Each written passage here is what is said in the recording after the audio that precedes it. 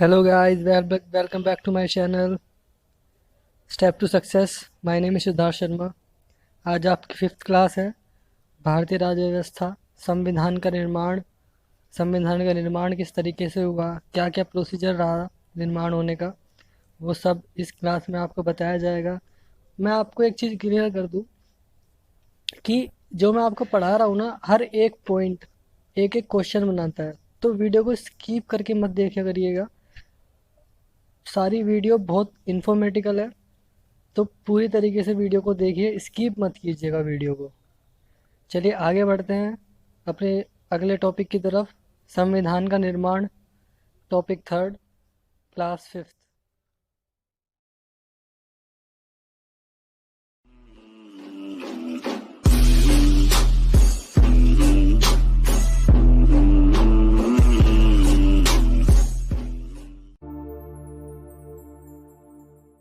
हैं अपने अगले टॉपिक की तरफ। संविधान का निर्माण, टॉपिक थर्ड, क्लास फिफ्थ। संविधान का निर्माण।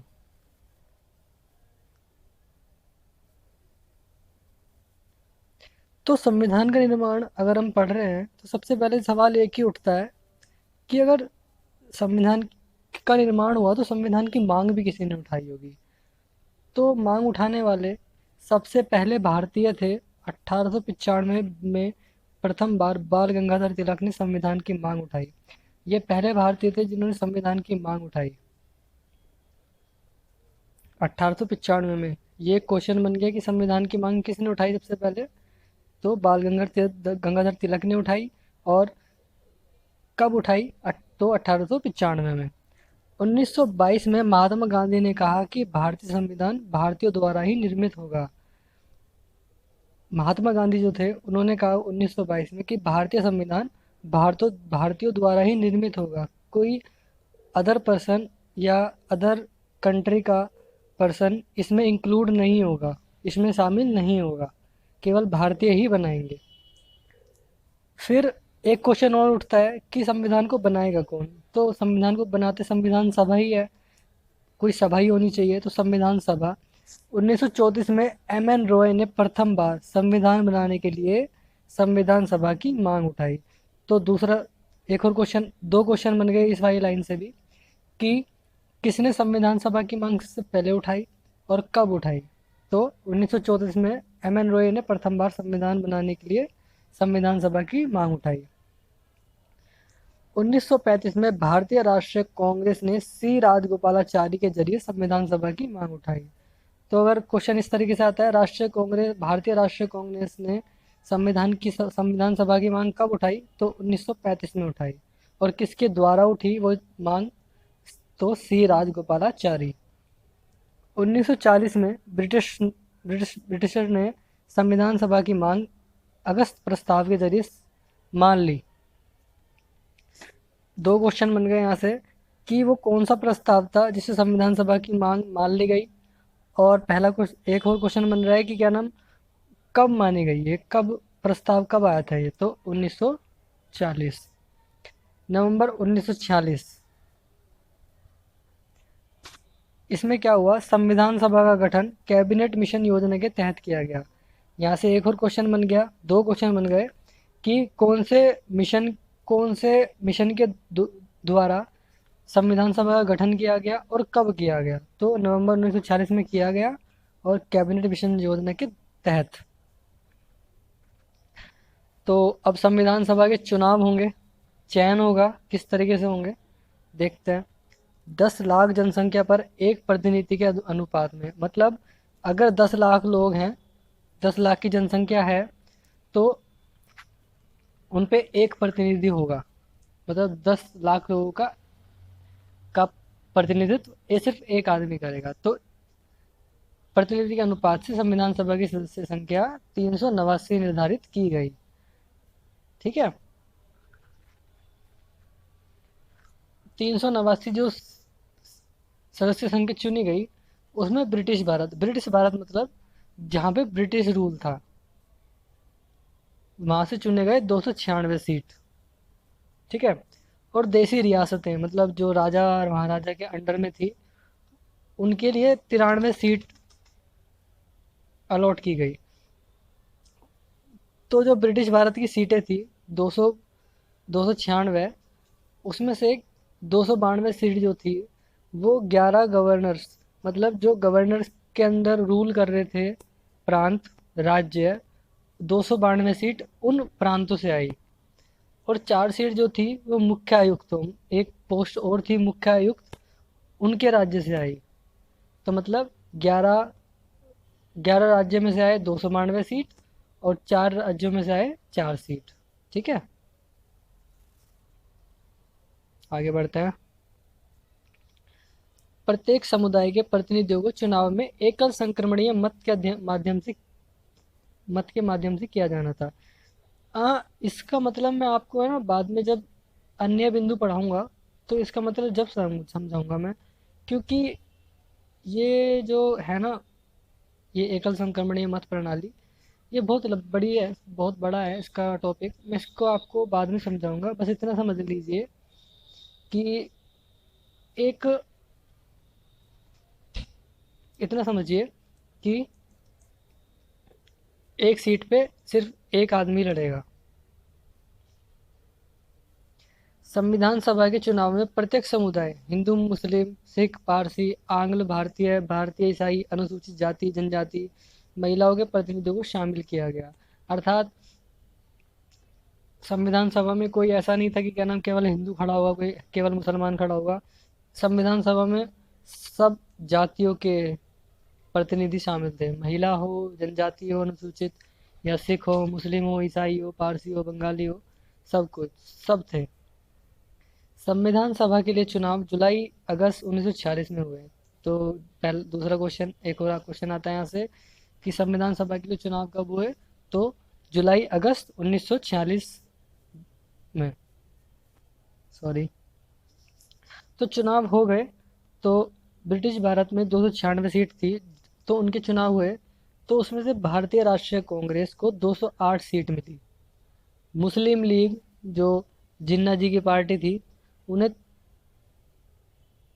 सॉरी उन्हें 73 सीट, 73 सीटें जीत वो 73 सीटों पे जीते। और स्वतंत्र सदस्य, मतलब जैसे बोलते हैं ना आजकल के टाइम में कि अ, अन्य अन्य पार्टियों से थे, मीन्स हाँ, स्वतंत्र सदस्य मतलब जो अन्य में आते हैं ना आजकल, वो 15 थे, तो 296 सीट हो गई। और देसी रियासतों की जो 93 सीट थी, ये पद निर्वाचित नहीं हो सके क्योंकि देसी रियासतों ने अपने आप को संविधान सभा से अलग करने का निर्णय लिया था।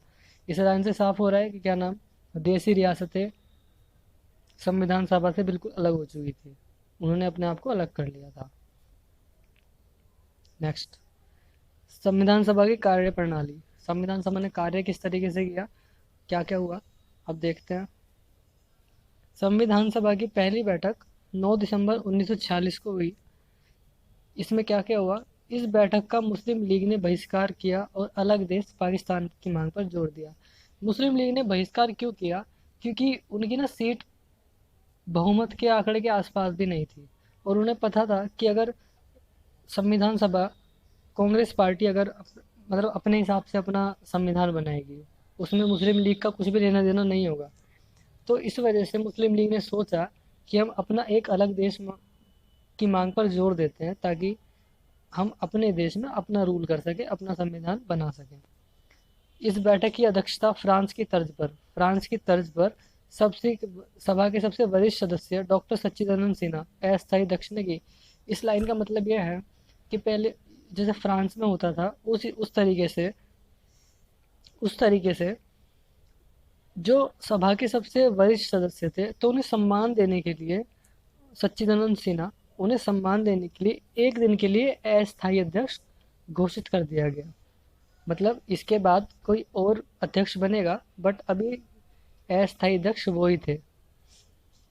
संविधान सभा की दूसरी बैठक 11 दिसंबर 1946। इस बैठक में राजेंद्र प्रसाद एस ओ इस बैठक में राजेंद्र प्रसाद स्थायी अध्यक्ष व डॉक्टर एच सी मुखर्जी और टी टी कृष्ण कृष्णामाचारी उपाध्यक्ष बनाए गए। अर्थात कि अब जो अस्थायी अध्यक्ष थे उन्हें हटा दिया गया और स्थायी अध्यक्ष बना दिया गया। मतलब परमानेंट अध्यक्ष बन गए थे राजेंद्र प्रसाद, और उनके साथ साथ एच सी मुखर्जी और टी टी कृष्णामाचारी उपाध्यक्ष बना दिए गए। नेक्स्ट, संविधान सभा की तीसरी बैठक 13 दिसंबर 1946। इस बैठक में पंडित जवाहरलाल नेहरू ने द्वारा उद्देश्य प्रस्ताव संविधान सभा के समक्ष रखे गए। मतलब उद्देश्य प्रस्ताव ये कि क्या नाम, हम संविधान को बना क्यों रहे हैं और किस तरीके से बनेगा संविधान। ये कह सकते हैं कि एक लेखा जोखा था कि क्या नाम, संविधान किस बेस पे बनेगा और क्यों बनेगा और किस लिए बन रहा है। ठीक है, तो इस उद्देश्य प्रस्ताव को 22 जनवरी 1947 को संविधान सभा द्वारा अपना लिया गया। बी एन राव संविधान सभा के संवैधानिक सलाहकार थे। मतलब बी एन राव एक एडवोकेट थे, तो उन्हें सलाहकार बनाया गया संविधान सभा का कि जो भी कुछ सलाह देनी होगी तो बी एन राव देंगे। संविधान सभा के कुल मिलाकर 11 सत्र हुए, जिनमें 165 बैठकें हुई। वे 60 देशों का संविधान पढ़ा गया। 11 सत्र मतलब 11 सेशन, और उसमें 165 बैठकें और 60 देशों का संविधान कुल मिला। पढ़ा तो 65 का गया था, वो 75 का, बट 60 देशों के संविधान से कुछ ना कुछ लिया गया है, तो इसमें 60 देशों का संविधान इंक्लूड किया जाएगा। संविधान सभा में कुछ समितियां बनाई गई कार्य को अच्छे से चलाने के लिए। संविधान सभा की कार्यप्रणाली को दुरुस्त करने के लिए 22 समितियों का निर्माण किया गया। 22 समितियां बनी थी, जिसमें 8 बड़ी थी वे 14 छोटी थी। बड़ी 8 समितियां वे उनके अध्यक्षों के नाम निम्नलिखित हैं। जो वो 8 बड़ी समितियां थी उनके अध्यक्षों के नाम और उन समितियों के नाम क्या थे, आइए जानते हैं। संघीय शक्ति समिति, संघीय संविधान समिति और राज्यों के लिए समिति, राज्यों के साथ समझौता करने वाली समिति। तो ये 3 समितियों के अध्यक्ष थे जवाहरलाल नेहरू।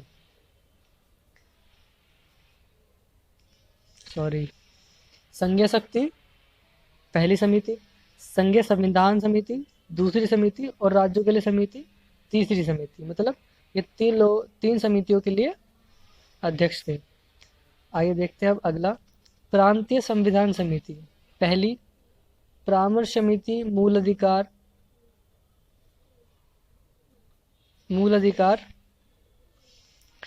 अल्पसंख्यकों, जनजातियों, बहिष्कृत क्षेत्र के सलाहकार समिति। ये 2 समिति थी जिनके अध्यक्ष सरदार पटेल थे। प्रारूप समिति, इसके अध्यक्ष भीमराव अंबेडकर थे। ये केवल एक समिति के अध्यक्ष थे। कार्य संचालन समिति, प्रक्रिया नियमन समिति, ये 2 समितियों के अध्यक्ष थे। आगे बढ़ते हैं। प्रारूप समिति, ये समिति जो थी ये सबसे महत्वपूर्ण समिति थी संविधान सभा की। इसमें क्या हुआ, ये 29 अगस्त 1947 को डॉक्टर भीमराव अंबेडकर की अध्यक्षता में संविधान सभा की सबसे महत्वपूर्ण समिति का गठन किया गया था। जैसा मैंने कहा अभी कि ये सबसे महत्वपूर्ण समिति थी। क्यों थी? क्योंकि इसकी जिम्मेदारी ये थी कि ये संविधान का प्रारूप तैयार करना था, कि किस तरीके का संविधान होगा, क्या क्या होगा उस संविधान में। उसके सदस्य थे एन गोपालास्वामी अयंगर, अल्लादी कृष्णस्वामी अय्यर, डॉक्टर के एम मुंशी, सैयद मोहम्मद सादुल्ला, एन माधवराव। ये बाद में बने थे क्योंकि बी एल मित्र जो थे पहले सदस्य थे, उनकी मृत्यु हो गई थी। संविधान बनने के दौरान उनकी मृत्यु हो गई थी, तो उनकी जगह एन माधवराव ने ले ली। फिर है T T Krishnamachari. T T Krishnamachari DP Khaitan के त्यागपत्र देने के बाद, अर्थात डीपी खेतान ने त्यागपत्र दे दिया था संविधान बनने के दौरान, तो उनकी जगह टीटी कृष्णामाचारी आ गए। तो ये हो गए सदस्य। अध्यक्ष भीमराव अंबेडकर थे और 6 सदस्य हैं, मतलब कुल मिला के 7 सदस्य थे इस समिति में। भारतीय संविधान प्रथम बार देहरादून से प्रकाशित हुआ। मतलब भारतीय संविधान वैसे तो किताब बन गई थी, बट आम जनता के लिए जो प्रकाशित होना था वो देहरादून से हुआ सबसे पहली बार। भारतीय संविधान की ओरिजिनल कॉपी संसद में रखी गई है। संसद में एक सेंट्रल हॉल है, उसमें एक रूम है, उसमें रखी गई है संविधान की ओरिजिनल कॉपी। भारतीय संविधान को लागू होने से पहले 3 बार पढ़ा गया। सॉरी, 4 नवंबर 1948 से 9 नवंबर 1948 तक, मतलब 5 दिन के लिए 5 दिन में संविधान पढ़ा गया। फिर दोबारा जब पढ़ा गया तो 15 नवंबर 1948 से 17 अक्टूबर 1949 तक, अर्थात लगभग 11 महीने तक पढ़ा गया संविधान, दूसरी बार जब पढ़ा गया। और तीसरी बार 14 नवंबर 1949 से लेकर 26 नवंबर 1949 तक, मतलब तीसरी बार जब पढ़ा गया तो 12 दिन के लिए पढ़ा गया। 26 जनवरी 1949 को संविधान को स्वीकार किया गया। संविधान सभा द्वारा 26 नवंबर 1949 को संविधान स्वीकार कर लिया गया। संविधान अंगीकृत हो गया था, मतलब संविधान के पूरा स्ट्रक्चर तैयार हो चुका था। मूल संविधान में, मतलब जब संविधान बनके तैयार हुआ तो उसमें अनुच्छेद 395 थे जो 22 भागों में बटे हुए थे। उसमें 8 अनुसूचियाँ थी और उसमें वर्ड जो यूज हुए थे वो 8,000 हुए, वो 80,000 हुए थे। नेक्स्ट, संविधान पर हाथी की छाप लगी हुई है। संविधान की जो फ्रंट पेज है उसके ऊपर हाथी के पंजों के निशान हैं। मुख्य प्रारूपकार वो एलन मुखर्जी थे, जिन्होंने बिल्कुल स्ट्रक्चर तैयार किया था कि संविधान किस तरीके का होगा, वो एलन मुखर्जी थे। जो लेखक थे, सब कहते हैं कि संविधान के पिता भीमराव अंबेडकर थे, बट और सब ये भी कहते हैं कि लिखा भीमराव अंबेडकर ने था। लिखा भीमराव अंबेडकर ने नहीं था, लिखा प्रेम बिहारी नारायण रायजादा ने था। लेखक संविधान के प्रेम बिहारी नारायण रायजादा थे। भारतीय संविधान के पिता, संविधान विशेषज्ञ, अनुसूचित जातियों के निर्विवाद नेता, भारतीय संविधान के मुख्य शिल्पकार, आधुनिक मनु, ये सब किसे कहा जाता है? डॉक्टर भीमराव अंबेडकर को। हिंदी संस्करण का सुलेखन, हमारा जो ओरिजिनल कॉन्स्टिट्यूशन है, संविधान है, वो इंग्लिश लैंग्वेज में है। तो हिंदी संस्करण में सुलेखन, मतलब हिंदी संस्करण में जब उसे कन्वर्ट किया गया तो वसंत कृष्ण वैद्य ने किया। संविधान सभा के सचिव थे HVR अयंगर। कानूनी सलाहकार, संवैधानिक सलाहकार BN राव, ये तो मैंने आपको पहले भी बताया। संविधान सभा ने तिरंगे को राष्ट्रीय ध्वज के रूप में 22 जुलाई 1947 को अपनाया। अर्थात पहले तिरंगा हमारा राष्ट्रीय ध्वज नहीं था। 22 जुलाई 1947 को जब अपनाया संविधान सभा ने कि हाँ अब यही हमारा राष्ट्रीय ध्वज होगा, तो वो हमारा राष्ट्रीय ध्वज बन गया तिरंगा। भारतीय तिरंगे का झंडे का प्रारूप, मतलब डिज़ाइन जिन्होंने तैयार किया था उनका नाम था पोंगई वेंकैया। भारतीय तिरंगे का जो डिज़ाइन था वो पोंगई वेंकैया द्वारा तैयार किया गया था। अशोक चक्र क्या कहता है तिरंगे झंडे में? सच्चाई, आगे बढ़ते रहना और न्याय, ये 3 चीज़ों का प्रतीक है। सच्चाई, आगे बढ़ते रहना और न्याय का प्रतीक हमारा अशोक चक्र, जो तिरंगे के बीचों बीच है। भारतीय संविधान को निर्मित होने में 2 साल 11 महीने 17 दिन और 6 घंटे लगे। ये जो समय है, ये 2 साल 11 महीने 17 दिन 6 घंटे, इसे अगर तरीके से देखें तो 2 साल 11 महीने और 18 दिन है। अगर क्वेश्चन 2 तरीके से पूछा जा सकता है कि मतलब आपको अगर ये ऑप्शन मिलता है ना, सबसे पहले 6 घंटे भी पेपर एग्ज़ाम करते वक्त अगर ये ऑप्शन मिलता है तो आप इसे टिक करेंगे, ना कि इसे। 2 साल 11 महीने। अगर ये ऑप्शन नहीं है तो आपको 2 साल 11 महीने 18 दिन पे टिक करना है। संविधान को बनाने के लिए ब्रिटिश संसद द्वारा भारत के संविधान सभा को 1 करोड़ रुपए दिए गए थे। ब्रिटिश पार्लियामेंट जो थी, उन्होंने संविधान सभा को 1 करोड़ रुपए दिए थे संविधान को तैयार करने के लिए। परंतु संविधान सभा द्वारा केवल 64 लाख रुपए में भारतीय संविधान तैयार कर दिया गया। मतलब हम भारतीय पहले से ही बचाने वाले हैं, तो इसमें भी पैसे बचा लिए थे। तो उन्होंने 64 लाख रुपए में संविधान तैयार कर दिया था। संविधान सभा ने जनगण मन को राष्ट्रीय गान के रूप में 24 जनवरी 1950 को अपनाया। पहले जनगण मन हमारा राष्ट्रीय गान नहीं था, उसे 24 जनवरी 1950 को अपनाया गया, जो रविंद्रनाथ टैगोर द्वारा लिखित था। ये तो हम बचपन से सुनते हुए आ रहे हैं कि जनगण मन रविंद्रनाथ टैगोर ने लिखा था। पहली बार कांग्रेस के कलकत्ता अधिवेशन 27 दिसंबर 1911 को गाया गया। क्वेश्चन यहाँ से आ सकता है कि किस अधिवेशन में गाया गया था, तो कलकत्ता अधिवेशन में। क्वेश्चन दूसरा ये आ सकता है कि कब गाया गया था, क्या डेट थी, तो 27 दिसंबर 1911। और किस पार्टी के अधिवेशन में गाया गया था, तो कांग्रेस। संविधान सभा ने वंदे मातरम को राष्ट्रीय गीत के रूप में 24 जनवरी 1950 को अपनाया। संविधान सभा ने वंदे मातरम भी हमारा पहले राष्ट्रीय गीत नहीं था, तो उसे भी हमने 24 जनवरी 1950 को अपनाया, जो कि बंकिम चंद्र चटर्जी की आनंद मठ किताब में लिखा हुआ है। बंकिम चंद्र चटर्जी की एक किताब है आनंद मठ, उस किताब में वंदे मातरम लिखा हुआ है, जिसमें से संविधान सभा ने वंदे मातरम को राष्ट्रीय गीत के रूप में चुना। नेक्स्ट, 26 जनवरी 1949 से भी संविधान के कुछ आर्टिकल्स को लागू कर दिया गया था। क्या थे वो आर्टिकल्स? 5, 6, 7, 8, 9, 60, 324, 366, 367, 379, 380, 388, 391, 392, 393 और 394। जब हम अन्य बिंदु पर बात करेंगे आगे चल के, तो मैं आपको बताऊंगा कि इन आर्टिकल्स में क्या था, इन्हें क्यों लागू किया गया। संविधान सभा द्वारा 26 जनवरी 1950 को राजेंद्र प्रसाद को भारत के राष्ट्रपति के रूप में मनोनीत कर दिया गया। संविधान सभा ने एक मत होकर राजेंद्र प्रसाद, जो कि अध्यक्ष थे, स्थायी अध्यक्ष थे संविधान सभा के, उन्हें प्रेसिडेंट, राष्ट्रपति के रूप में चुन लिया।